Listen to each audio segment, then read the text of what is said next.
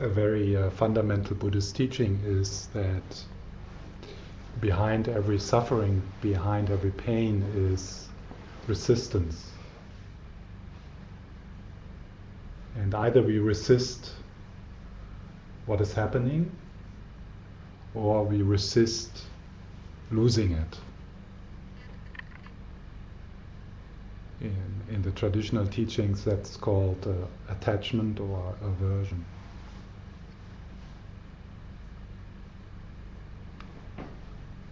So if this is behind all our suffering, what we can explore is what happens if we lean into allowing feelings to be, allowing sensations to be,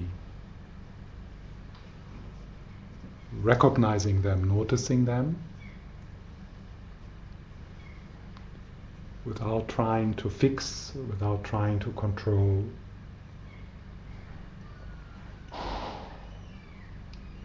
In a way, you can say, with doing nothing.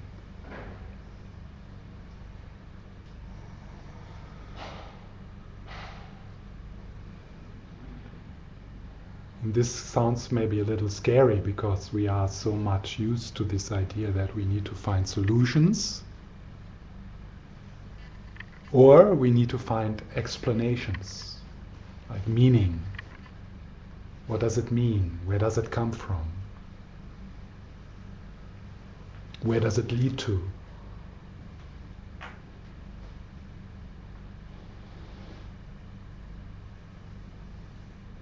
So this is two obstacles which arise when we play with the practice of just being here. So the one obstacle is our addiction to doing, and the other is our addiction to know, to understand, to know what's happening, to understand what is this.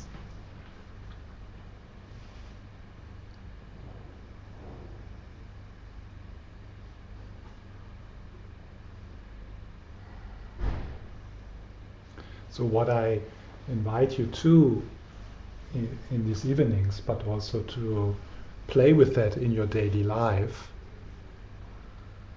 to have moments of pausing,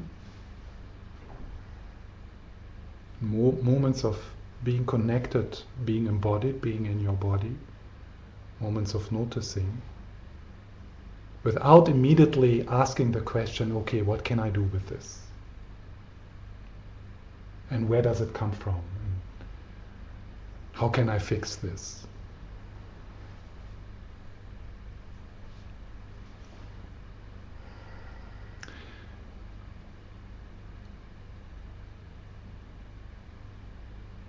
And I can say that this practice of non-doing, of pausing, does not undermine your capacity then to do whatever you need to do. So you can still, trying to fix and control then after.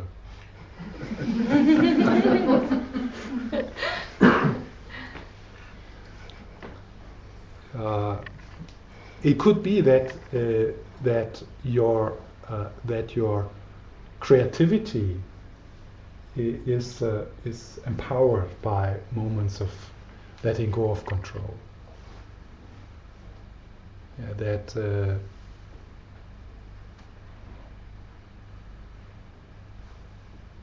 maybe suddenly you see other ways to be with this, or you see, this is what I could say, or so it could happen. Or maybe I should say it happens more frequently, just to advertise the practice of non-doing.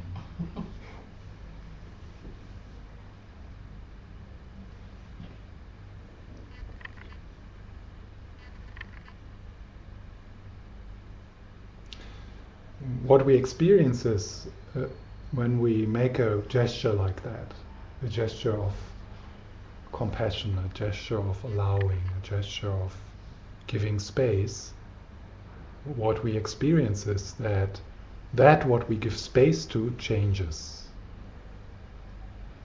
An emotional state which you give space to de-energizes.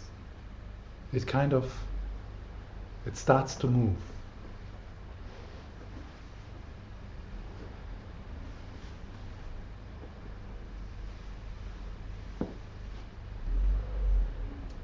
In fact, quite often our addiction to doing, our addiction to controlling and fixing makes an emotional state more real and more stable.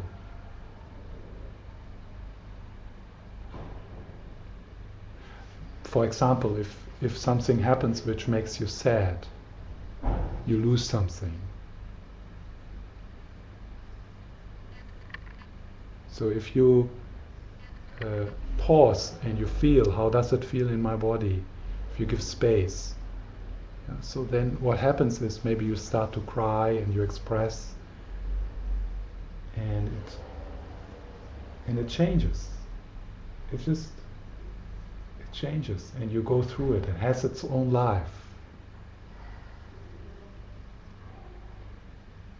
This is called the self-liberating nature of emotions. So self-liberating nature means here the liberating happens from inside of the emotion. It's the emotion itself has an intelligence and its own time.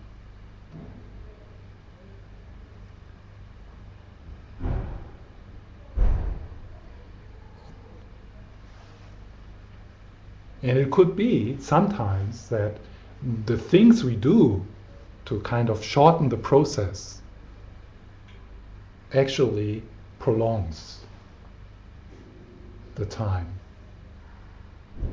for that emotion to heal, for that experience to heal. So in our body, in our system, in our energy system, there is a lot of these unfinished things. Yeah, like experience in the past which we haven't given the space to, they still sit there.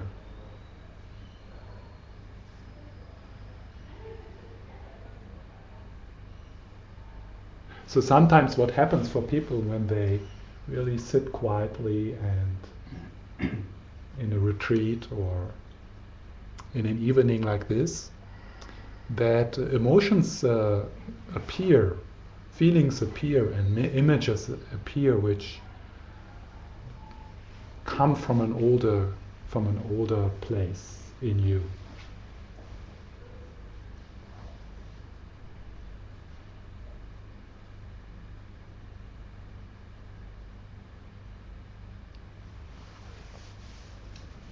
So I wrote some of the kind of invitations or descriptions, support for this way of responding to the present moment. And so non-resistance. Yeah.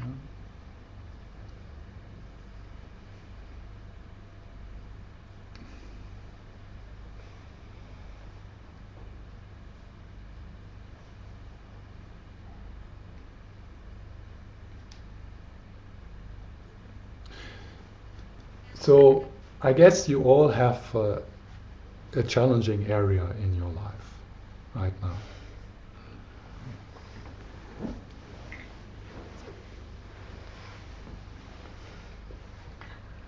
Probably it has to do with relationships.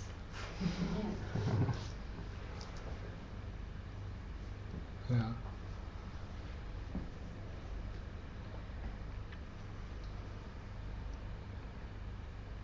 Could be also health.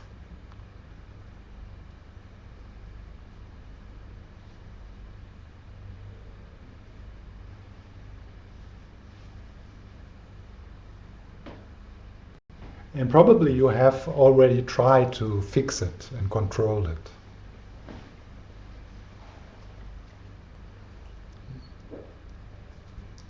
Yeah. Maybe even trying to learn some new communication skills or non-violent communication.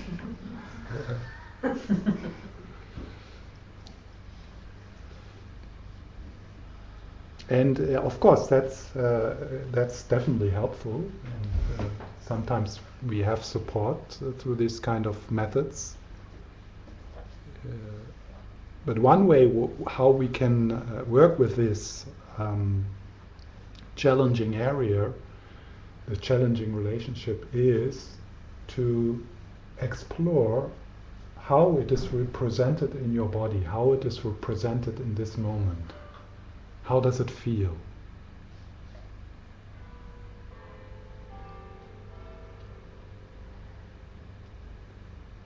And when we sit quietly here in the evening, it could be that some of the, you might have something from today comes up, and so the invitation here is to ask yourself, how does that feel in your body? Where is it? To investigate into it.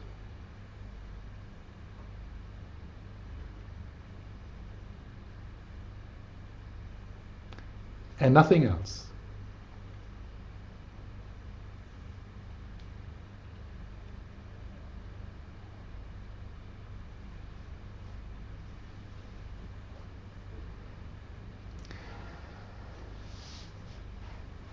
So that is like making a gesture of compassion, a gesture of love to yourself, and taking care of yourself.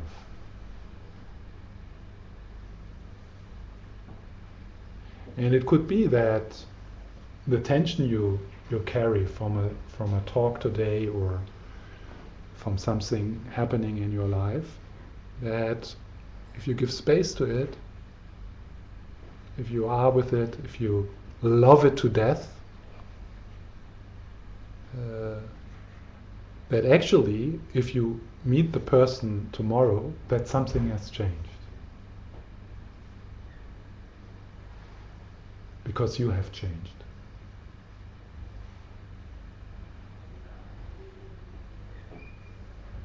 And you don't came up with a solution, you don't came up with a better way to manipulate the other person, or nothing of that. You just created kind of an opening.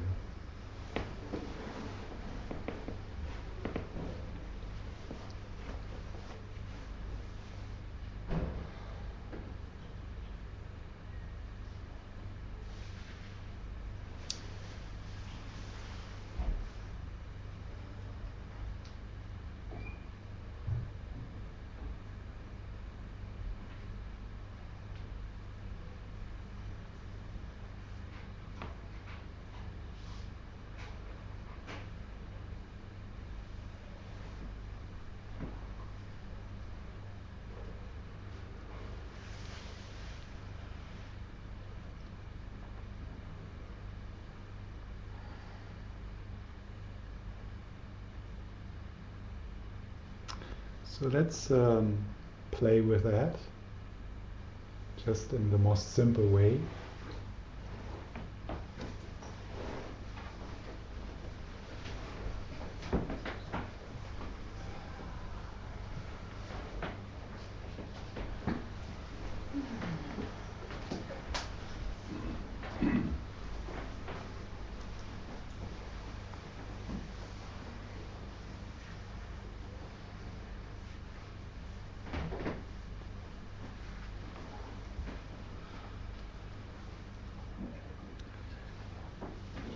So I invite you to be here without any kind of pressure.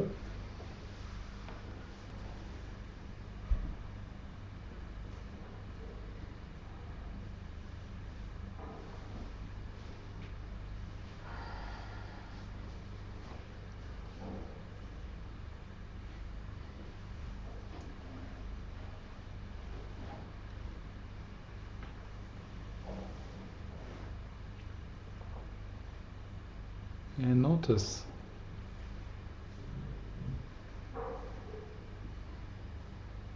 the sensation in your body.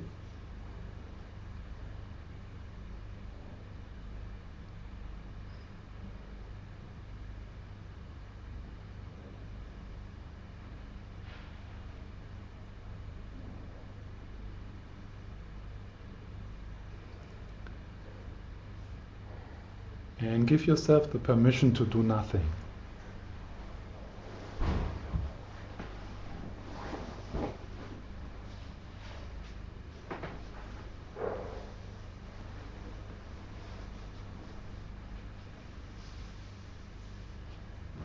And then when you let yourself be carried by the floor,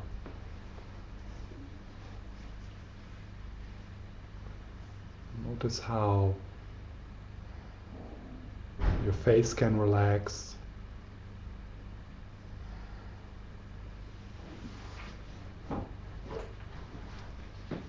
and your shoulders.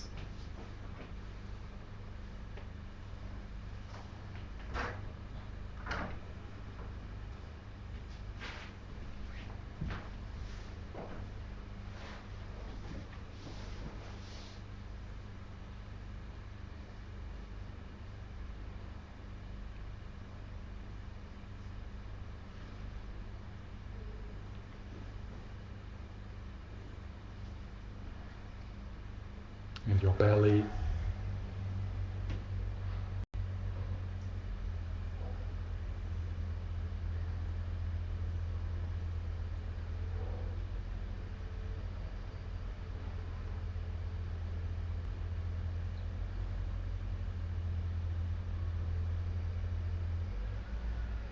And the lower part of your body.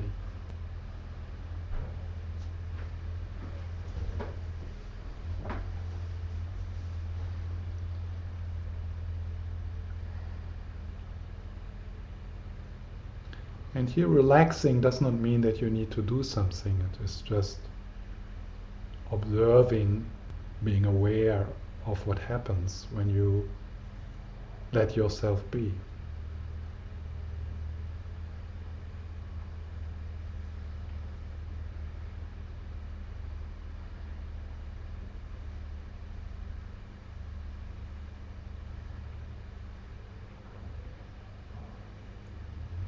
And there's nothing you need to do with your thoughts or with the mental images. Just let them do their thing, like waves coming and going or clouds passing.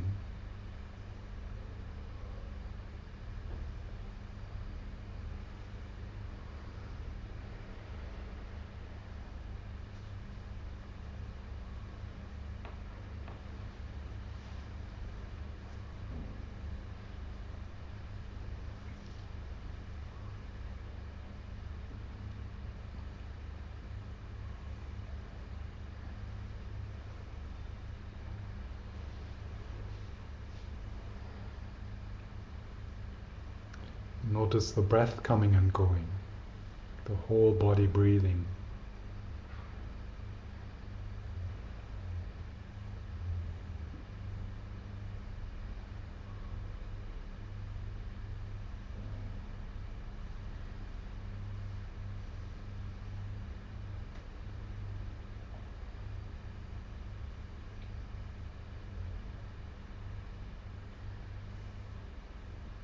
And let yourself be okay.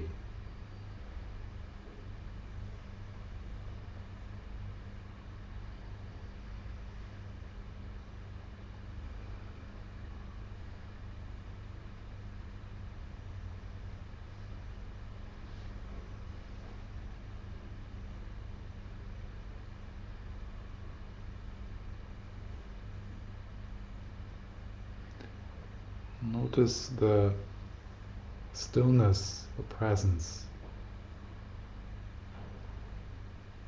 underlying or surrounding the sounds and the sensation in your body, the breath.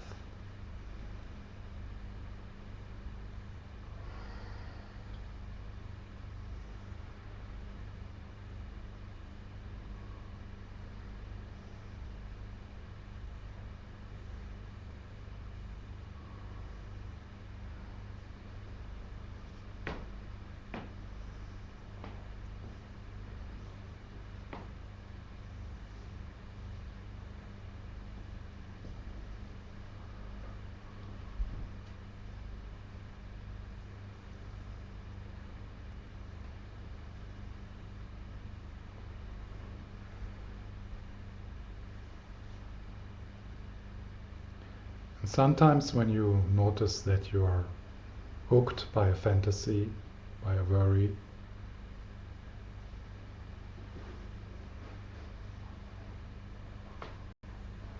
notice how it feels in your body.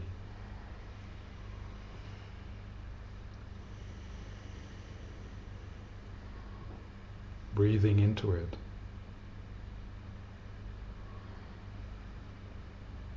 Giving space. Taking it into your arm like a mother picks up her baby.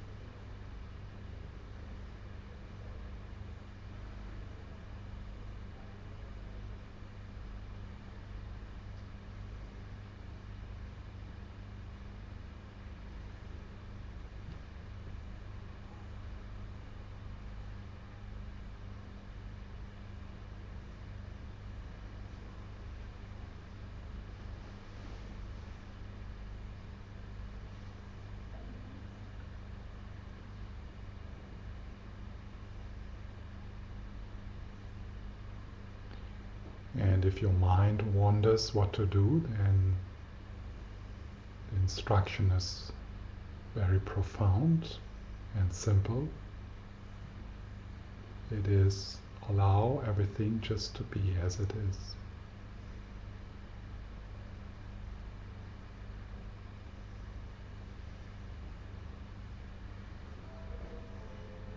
Even discovering that this allowing happens by itself. It's not something you need to do.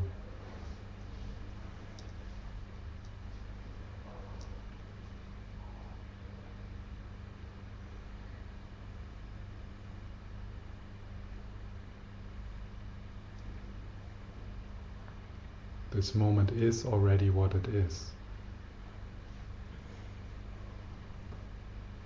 It does not ask our permission.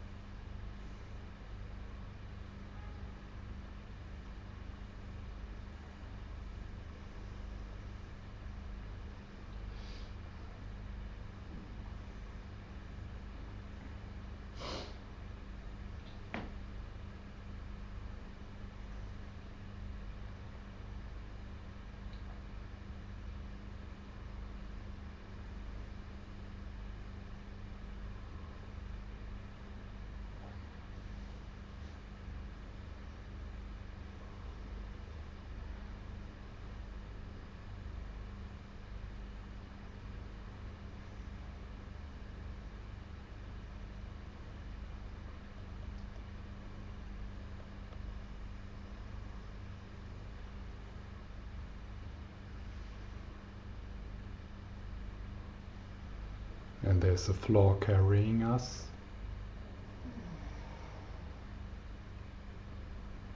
Our connection with the earth.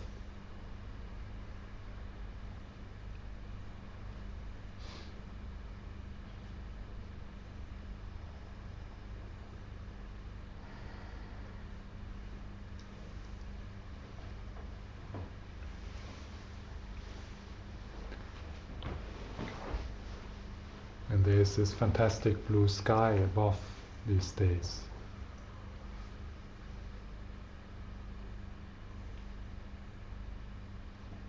Reminding us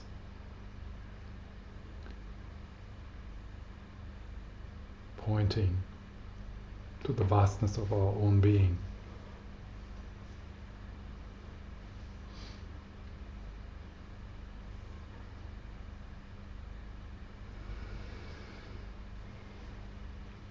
And then there's the heart.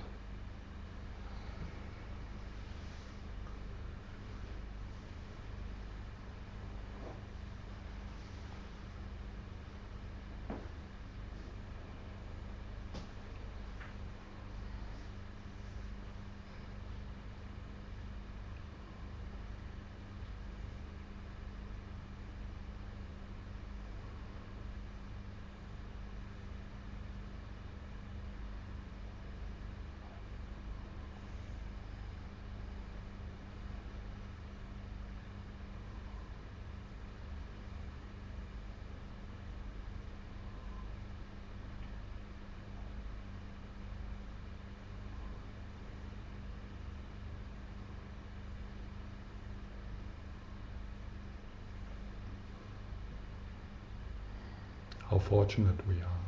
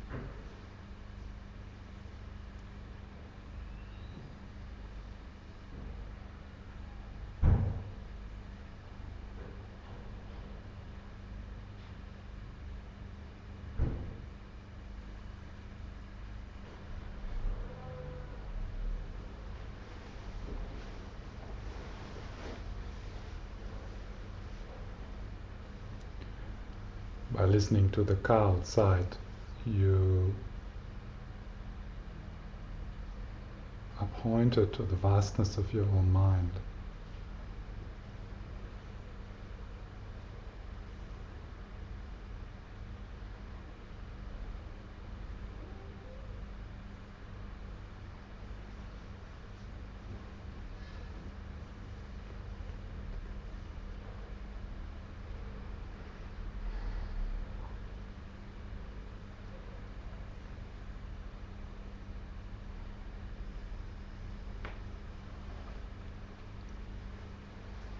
Not only the car moves through your mind, but the whole universe.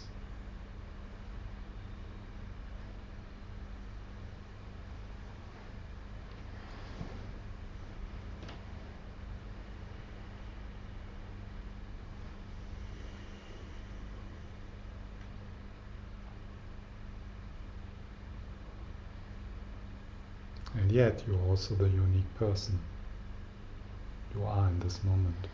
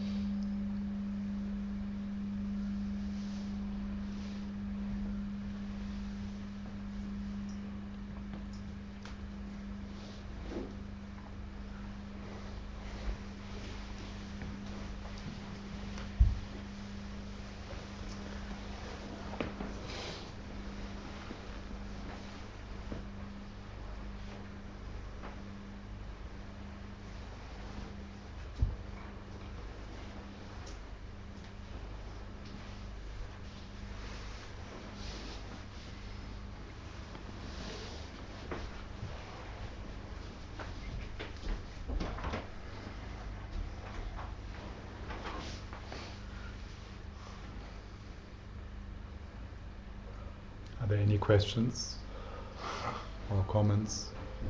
I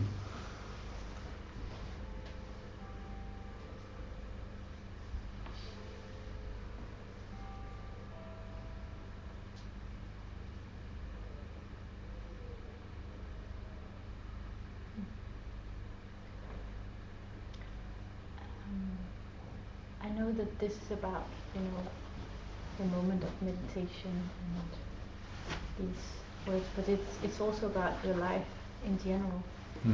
And sometimes I'm wondering when to say no, because you're talking about non-resistance, non-interfering, non-judgmental, but to kind of get yourself out of a situation.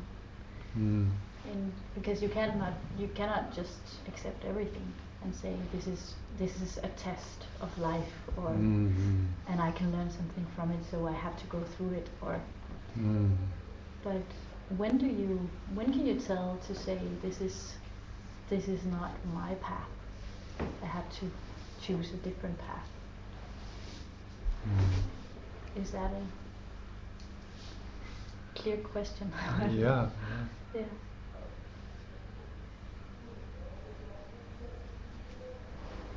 It's a question which comes always up. Yes. When we discuss acceptance and allowing, and I think sometimes I have good answers to that question.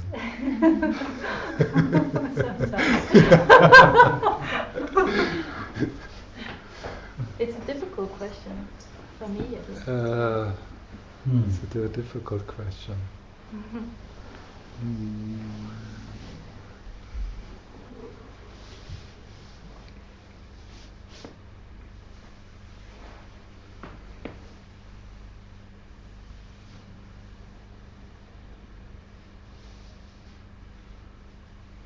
So, so this, I think, what we explore here is that the allowing and accepting, which we are invited into, is not a resignation. It's not. It's not giving up your values. It's not giving up your responsibilities.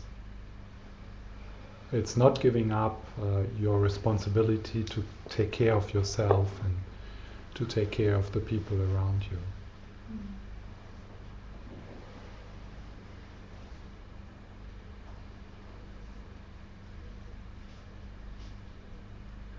So maybe one way to approach that is to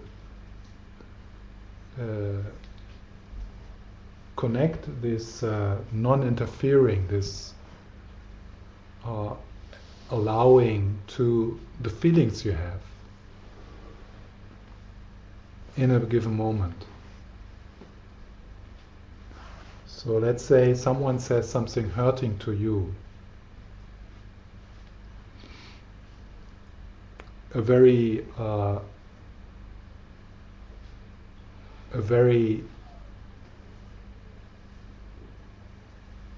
narrow way to be with that is to react to it.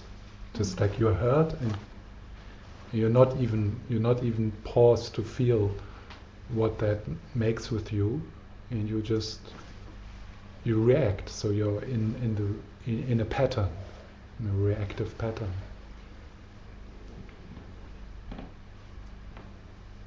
So what would be a way to be in that situation with using this approach? It would be to pause and to recognize I'm hurt. This hurts me. How does it feel?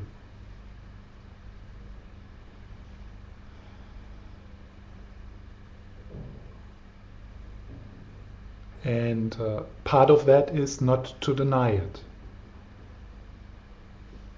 Yeah, that hurts me, and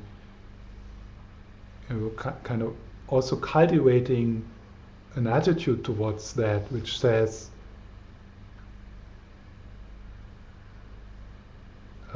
this is just natural. I feel hurt. There's nothing wrong with that.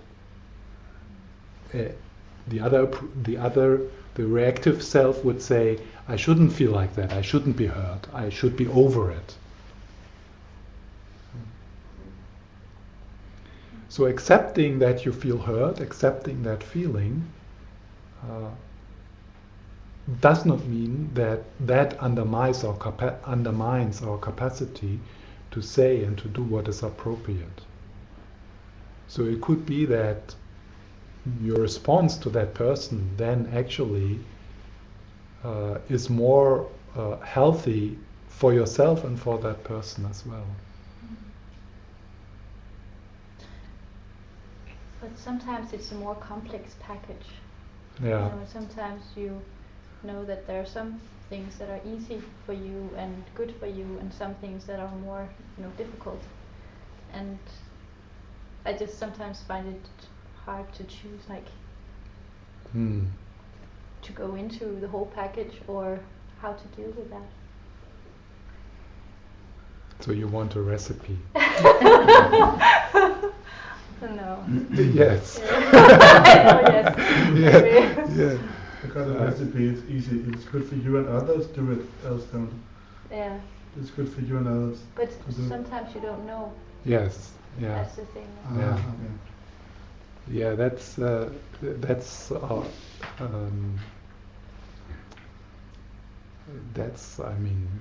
how it is, right? Life is so complex. It's like. Yeah. But somehow, I don't know how, but we manage. It's like you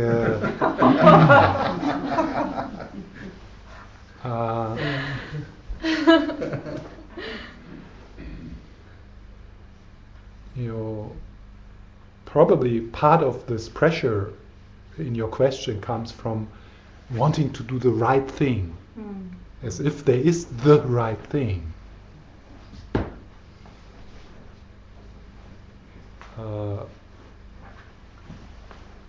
And we don't know.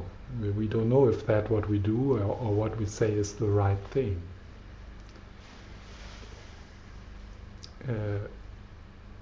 So what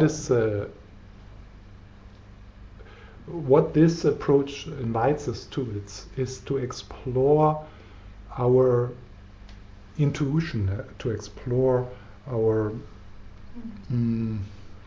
trust that it's a kind of, we all have this, well, I think you know this experience, that you kind of, you know what to do, you know what to say, you know what you feel like that's the course I want to do, or that's now what I'm going to do, or what I'd say, or this is the job I want to do, even if it's paid much less than the other job, and everyone else would say, do this, but you feel like this is the right thing to do. So in the Buddhist teachings, it is said that it's one of the 5 wisdoms that we all have. It's like a wisdom of knowing what's the right thing to do.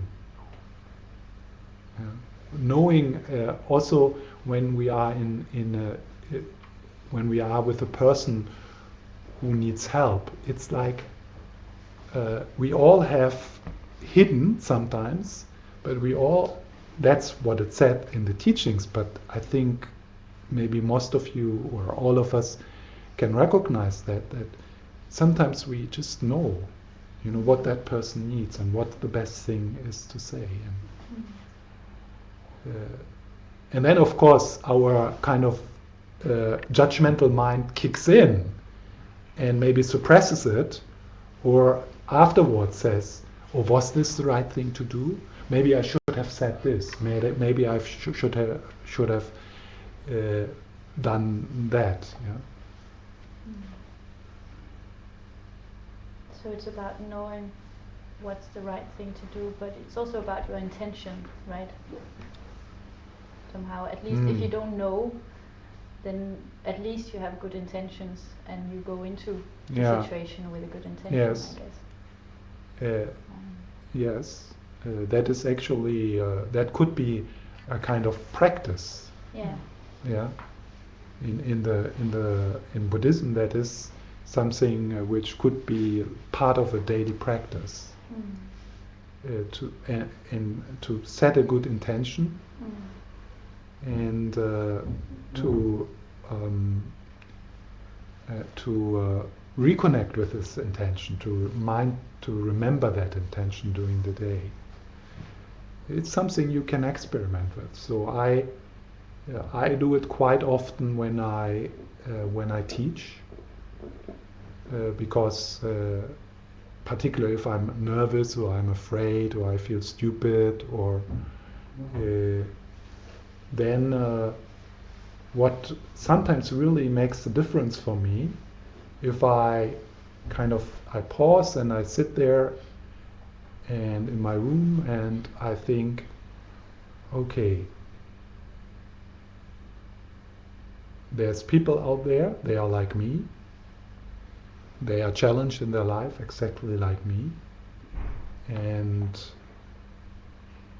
they are like children, like me, and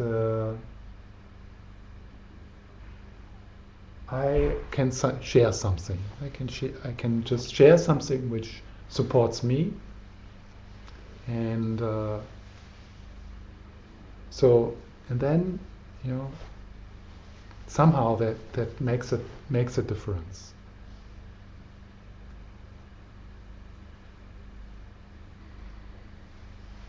Can I say something? Yeah. I sometimes my experience of this, question if I'm doing right or wrong or something like that.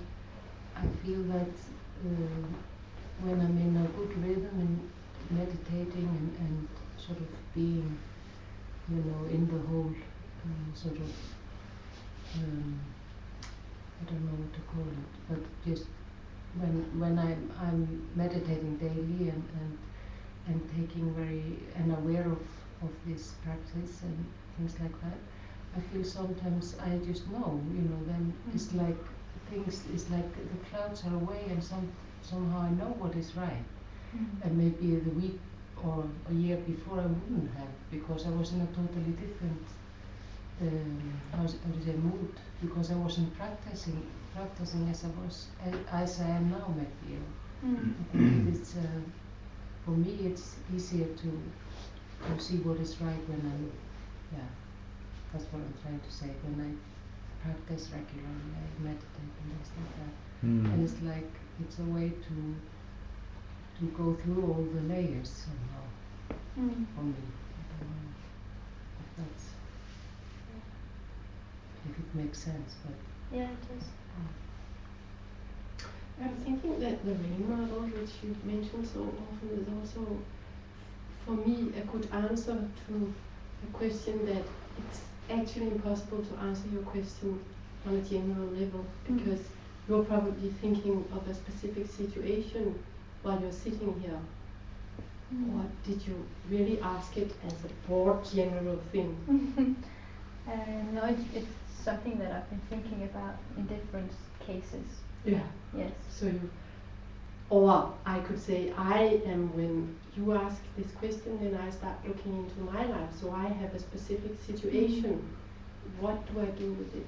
And I know that the rain model is a good way. Do you know that? No. Stephen must have talked about it. You started it, no? Yeah, I talk So- about sometimes, but not all Tuesdays. Because it gives Stephen was talking about it now, the beginning of it, to recognize that's the what's going on inside of you, and to accept it, that's the A. And then the I is the investigation, and and then comes the non-identification. So it's actually complicated. Okay, hold it there, stupid boss. I'm just going into. But if you practice it, then it becomes, in some situations, like, okay, then you just go through it and you don't notice. And sometimes you have to fuck up, and then you go home and go do the.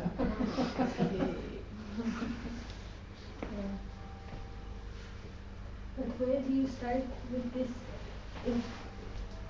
If a person has such strong emotions and such strong negative emotions, like if it's fear or anger, where I think they can be so blinded, and then like all of this talk is like doesn't cut the mustard.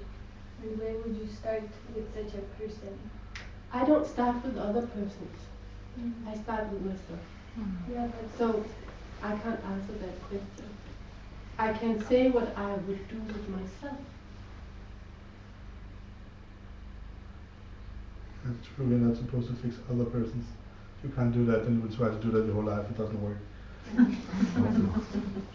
well, you can do your part in a situation where strong emotions are happening, like you can implement that model. But if you're always running against it and against it in a conflict situation, and you do your part of not doing the narrow reaction, but it keeps happening that the other person in the conflict keeps their narrow reactions, and it's not judging that it's a narrow, but so I think that's very hard. And that's why I'm asking. What is hard? Like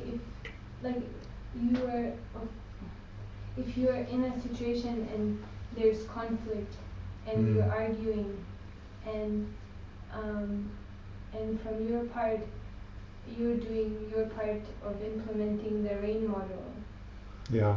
and so that decreases So- the conflict, or it can have the potential to decrease an escalation of emotions. Yeah. But if the other party has never heard of it, or they have always Yeah, made but a groove, yes, but what is the problem? what is the problem? Yeah, what is the problem? I mean, it's just In a like- conflict, what is the problem?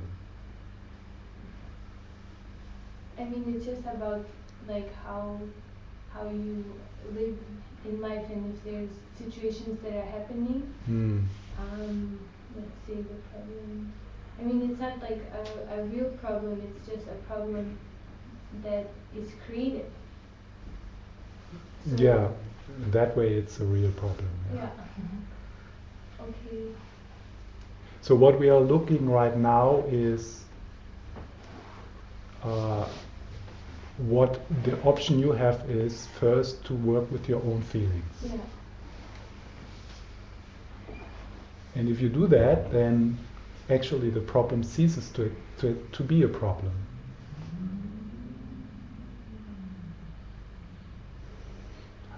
Of course, if you're talking about like an attack, like a rape or something like that, yeah. So then you run away, or you do whatever needs to be done. But if you talk about let's say I say something hurtful to you. If you are able to, be with the feelings and hold your feelings, and then you can respond to me in an appropriate way. Yeah.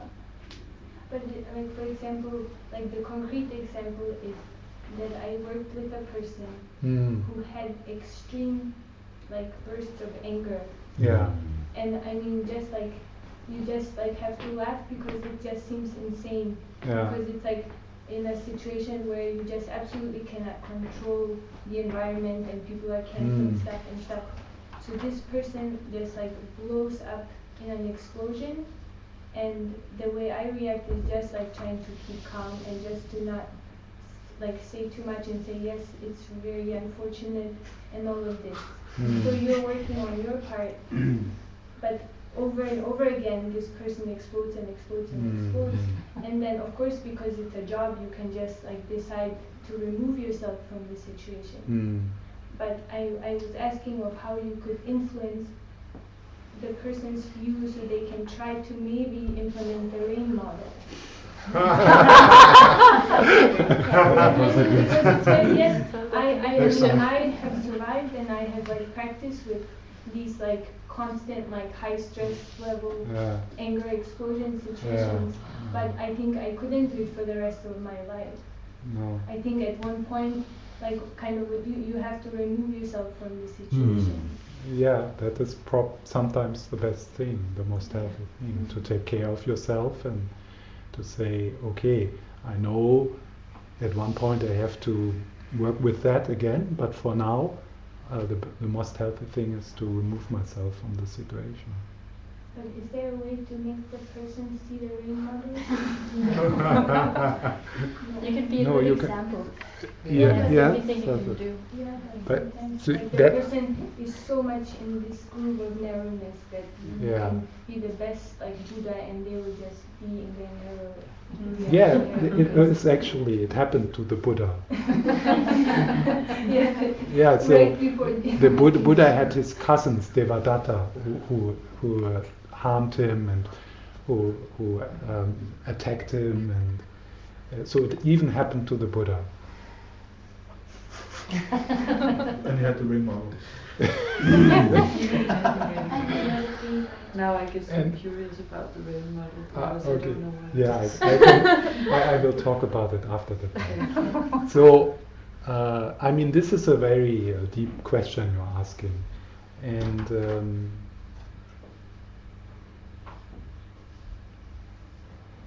maybe you get yourself a book with the title "How to Work with difficult people. So I can't come up with some now tricks or things you do, but there are, yeah. But what we are looking here is how to work with our part, knowing that the outer world is a reflection of our inner world. So I can give you, before the break, I can give you a kind of Buddhist hint to that.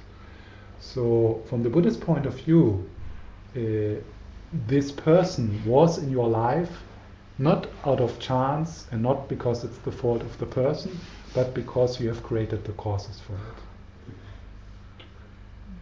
I never could say that. So what you actually see in the violence out there is your own violence.